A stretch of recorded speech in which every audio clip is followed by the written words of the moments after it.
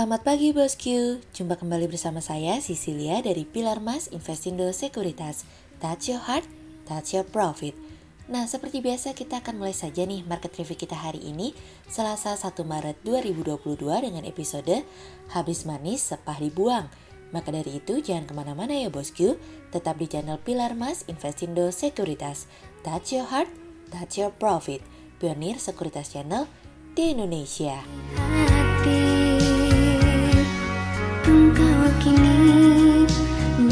Seperti biasa kita akan mulai dari Global Economics Calendar. Ada berita dari US Personal Income yang turun dari sebelumnya 0,4% menjadi 0%. Kemudian ada dari US Personal Spending yang naik dari sebelumnya minus 0,8% menjadi 2,1%. Kemudian ada dari US Durable Goods Orders yang naik dari sebelumnya 1,2% menjadi 1,6%. Kemudian kita beralih ke Corporate News. Ada berita dari PT Bank Negara Indonesia Persero Tbk atau BBNI yang membukukan penyaluran kredit korporasi BNI sebesar Rp287,4 triliun hingga akhir 2021 dari kontan.go.id.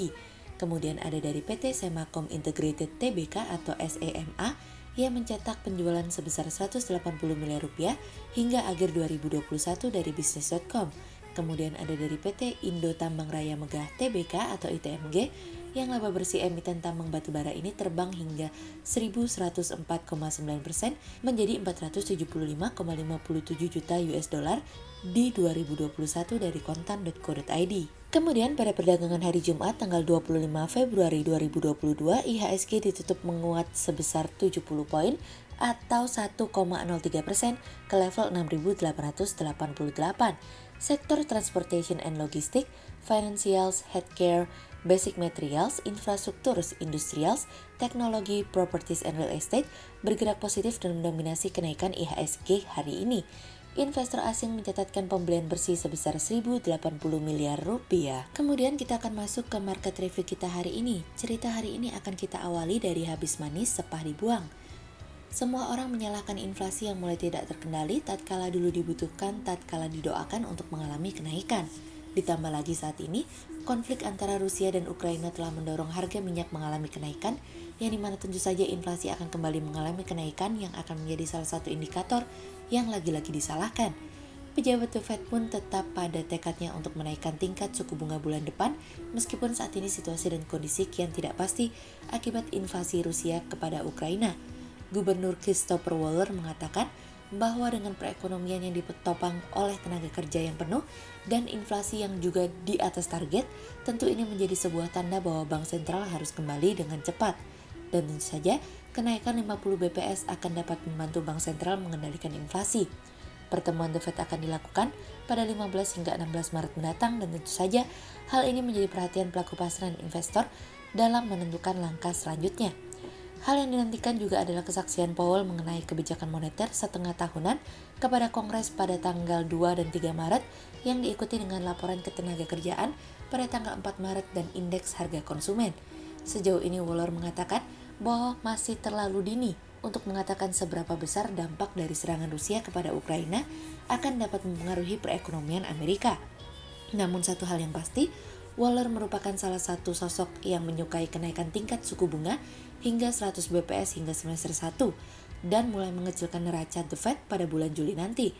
Hal mengenai ketidakpastian antara Ukraina dan Rusia juga dikatakan oleh Presiden Fed Cleveland, Loretta Mester, yang mengatakan bahwa implikasi antara Ukraina dan Rusia untuk prospek perekonomian jangka menengah di Amerika akan menjadi pertimbangan untuk menentukan langkah yang tepat untuk menghapus stimulus yang sudah diberikan selama ini.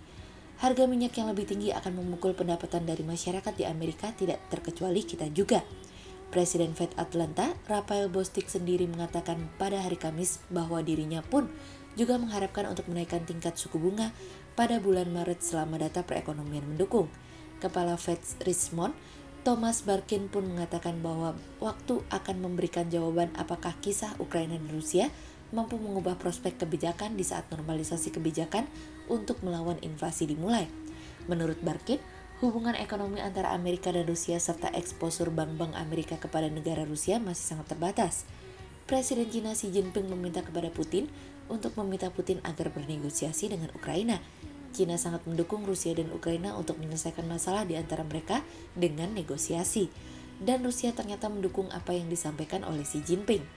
Namun apapun yang dilakukan oleh Rusia, Cina tidak mengatakan hal tersebut sebagai invasi.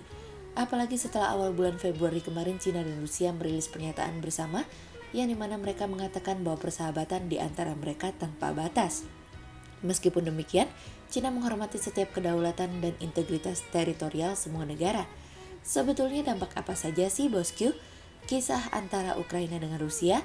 Yuk kita cari tahu. Kemudian cerita selanjutnya datang dari luka lama yang terbuka. Invasi Rusia kepada Ukraina telah memberikan dampak terhadap prospek pemulihan ekonomi global. Di tengah situasi dan kondisi yang menegangkan, minyak sempat melewati $100 per barel untuk pertama kalinya sejak 2014 dan gas alam mengalami kenaikan hingga 62%. Saat ini kerentanan utama yang harus diperhatikan adalah inflasi yang tinggi dan pasar keuangan yang semakin rapuh.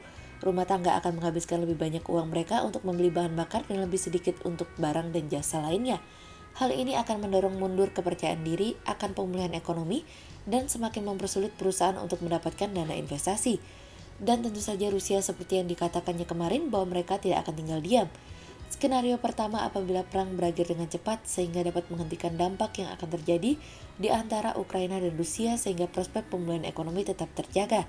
Dalam skenario kedua, konflik antara Ukraina dan Rusia berkepanjangan yang dimana pihak Barat akan memberikan tekanan yang lebih keras yang dimana menyebabkan gangguan terhadap ekspor minyak dan gas dari Rusia yang akan memberikan kejutan masalah energi yang lebih besar dan akan menjadi pukulan besar bagi pasar global. Apabila hal itu terjadi, potensi Bank Sentral Eropa untuk menaikkan tingkat suku bunga di tahun ini mungkin akan menghilang. Apalagi apabila pasokan gas Eropa terputus memicu resesi dan tentu saja The Fed akan jauh lebih dovish. Apabila ternyata pasokan minyak dan gas tidak terganggu, maka harga diperkirakan akan stabil pada situasi dan kondisi saat ini meskipun situasi dan kondisi keuangan di dunia sangat ketat. Namun tidak akan memberatkan tekanan terhadap prospek pemulihan ekonomi global. Sejauh ini harga energi merupakan salah satu dampak langsung yang terkena akibat perang antara Ukraina dan Rusia. Risikonya sangat besar di Eropa karena Rusia merupakan pemasok utama minyak dan gas. Kenaikan biaya energi akan memberikan kontribusi terhadap setengah dari tingkat inflasi yang mengalami kenaikan pada bulan Januari kemarin. Apabila hal tersebut terjadi, maka inflasi diperkirakan akan mengalami kenaikan hingga melebihi 8% pada bulan Februari dan diperkirakan pada akhir tahun akan mendekati 5%. Terkait dengan gangguan pasokan energi, tentu saja hal ini akan membuat inflasi di kawasan Eropa dapat mendekati 4% pada akhir tahun. Namun dampak material terhadap GDP akan tetap terasa sehingga Bank Sentral Eropa juga mungkin akan berpikir dovish. Apabila pasokan energi terganggu, hal ini akan mendorong inflasi di Amerika juga menuju 9% pada bulan Maret dan akan mendekati 6% pada tahun 2022 ini. Kenaikan tingkat suku bunga akan tetap dilakukan, namun sama seperti Bank Sentral Eropa kecepatannya akan berkurang dari sebelumnya. Hal ini belum termasuk mengkalkulasikan apabila Rusia membalas sanksi yang diberikan oleh dunia dengan mematikan aliran gas ke Eropa. Kami melihat apabila hal tersebut terjadi, The Fed tidak akan lagi terfokus terhadap pertumbuhan melainkan mempertahankan pertumbuhan tersebut. Namun apabila inflasi kembali mengalami kenaikan dan tidak terkendali, maka The Fed akan menaikkan tingkat suku bunga bahkan sekalipun perekonomiannya mengalami pelemahan. Namun bagi negara emerging market lainnya, tentu saja tetap akan merasakan dampak dari kenaikan harga komoditas seperti makanan pokok, gandum, dan energi. Emerging market sudah fase pemulihan yang paling lambat di antara semuanya. Inflasi tinggi dan potensi capital outflow akan memberikan tekanan yang lebih besar terhadap prospek pemulihan ekonomi emerging market. Seberapa siap untuk menanggung lukanya dan seberapa kuat untuk bisa kembali pulih dengan lebih cepat, itulah yang akan menjadi negara tujuan alternatif investasi berikutnya tatkala situasi dan kondisi seperti ini masih akan berlangsung. Akan selalu ada kesempatan di tengah kesempitan dan akan selalu ada harapan di setiap keputusasaan. Sehingga berdasarkan technical analisa, kami melihat saat ini IHSG memiliki peluang bergerak menguat terbatas dan ditradingkan pada level 6.789 hingga 6.980. Hati-hati ada potensi koreksi terbuka lebar ya. Namun apabila data ekonomi di Indonesia bagus, ini akan menjadi bantalan empuk untuk mengalami penguatan. Berikut stok quotes pilar emas hari ini ya bosku. Yang pertama ada dari TLKM, kemudian yang kedua ada dari SMGR, dan yang ketiga ada dari ASA. Berikut dua saham yang kami analisa hari ini ya bosku. Yang pertama ada dari ITMG atau PT Indo Tameng Raya Megah Tbk, yang laba bersih emiten tambang batubara ini terbang hingga 1.104,9% menjadi 475,57 juta US dollar di 2021. Sepanjang tahun 2021, manajemen mencatatkan kinerja yang luar biasa, di mana laba bersih yang dibukukan tumbuh 1.104,9% menjadi 475,57 juta US dollar di 2021 yang sebelumnya di tahun 2020 membukukan laba bersih 39,47 juta US dollar. Sehingga berdasarkan teknikal analisa dalam tren pada jangka waktu short term berpotensi untuk bullish dengan target 26.900 dan tingkat probabilitas sebesar 87%, sementara dalam jangka waktu long term berpotensi untuk bullish dengan target 29.000 dan tingkat probabilitas sebesar 52%. Kemudian yang kedua ada dari BBNI atau PT Bank Negara Indonesia Persero Tbk yang membukukan penyaluran kredit korporasi BNI sebesar Rp287,4 triliun hingga akhir 2021. Tumbuhnya penyaluran kredit korporasi BNI sebesar Rp287,4 triliun hingga akhir 2021 sejalan naik 3,5% secara year on year. Penyaluran terbesar dikontribusi oleh korporasi swasta yang tumbuh 7,6% secara tahunan menjadi Rp180,4 triliun. Sehingga berdasarkan teknikal analisa dalam tren pada jangka waktu short term berpotensi untuk bullish dengan target 8.150 dan tingkat probabilitas sebesar 41%, sementara dalam jangka waktu long term berpotensi untuk bullish dengan target 10.000 dan tingkat probabilitas sebesar 85%. Berikut kami akan menampilkan 40 saham pilihan dari Pilar Mas. Garis luka hatiku, kau cemuria di depan mataku. Sekian untuk review market kita kali ini ya bosku. Untuk info lebih lengkapnya bosku bisa download PDF dengan klik link di bawah video ini, atau bisa juga langsung akses ke website kami di www.pilarmas-investindo.co.id. Dan jangan lupa untuk selalu jaga kesehatan buat para bosku ya. Kita akan bertemu lagi besok pagi untuk market review yang berikutnya. Jadi jangan lupa like, subscribe, dan tonton terus channel Pilar Mas Investindo Sekuritas. Touch your heart, touch your profit. Pionir Sekuritas Channel di Indonesia. Mungkin sudah